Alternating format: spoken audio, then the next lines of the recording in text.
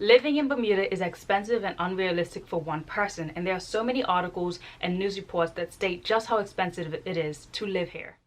Economists have estimated the cost of living in Bermuda at twice the cost of life in Canada.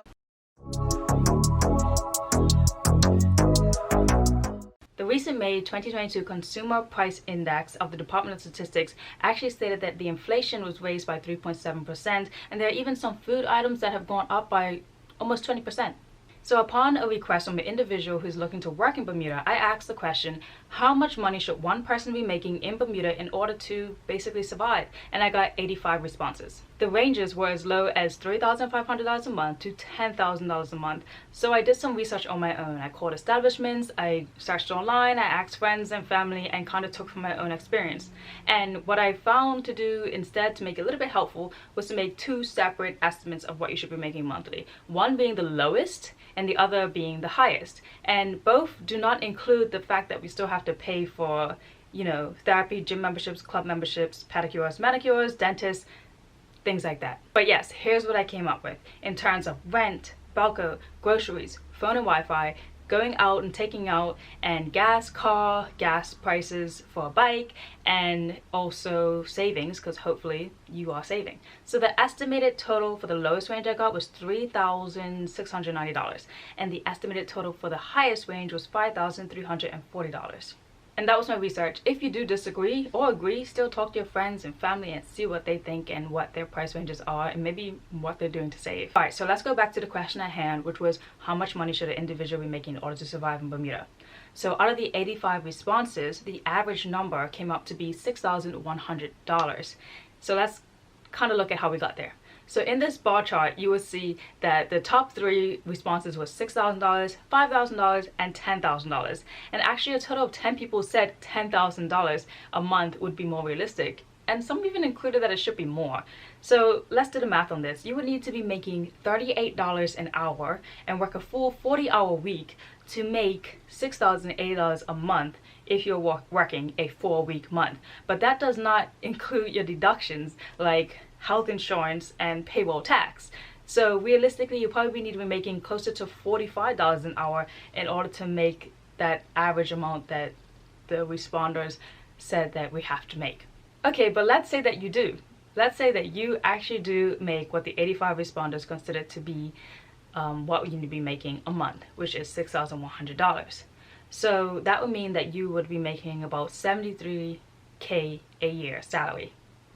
And according to the Bermuda Job Market Employment Brief of 2020, in the Major Division of Economy Activities section, out of 20 job occupations listed, 8 of them pay $73K a year and more.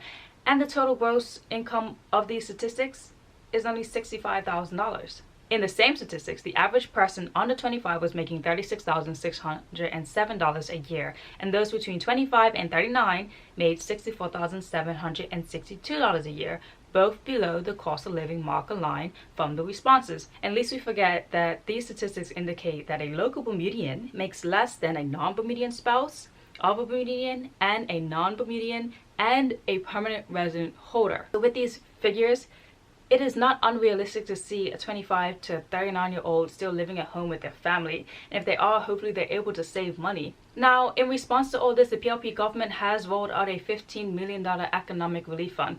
One of the initiatives being the $150 per child of a public school. And from the responses that came from my story, a lot of people are not in favor of this initiative. From my poll, there was quite a lot of feedback, one being that persons believe that it should be needs-based, and also that it shouldn't just be given to public schools but for private school students as well.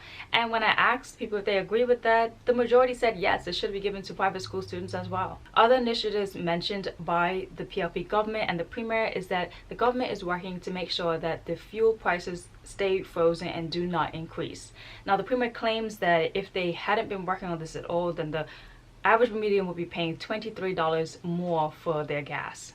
Other initiatives in the relief package include reduced payroll tax for persons making $96,000 a year, and also reduced vehicle licensing fees by 10% and provided land tax relief for charities and registered care homes.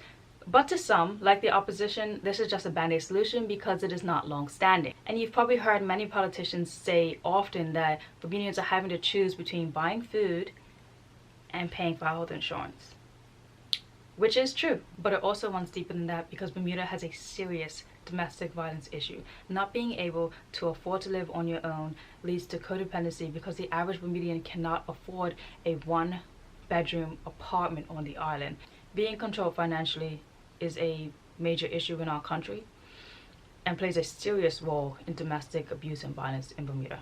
But yes, a paycheck of money from the taxpayer dollars can be helpful to some persons, especially if you are a single parent and you know how to be frugal. So like you know how to buy non-perishables and thrift for your clothing. Like that can be quite helpful, and that $150 can actually stretch quite far.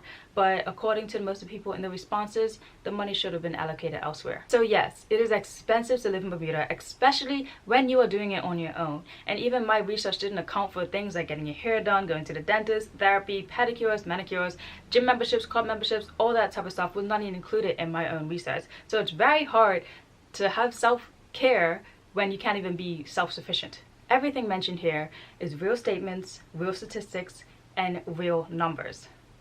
But it's not a realistic way to live.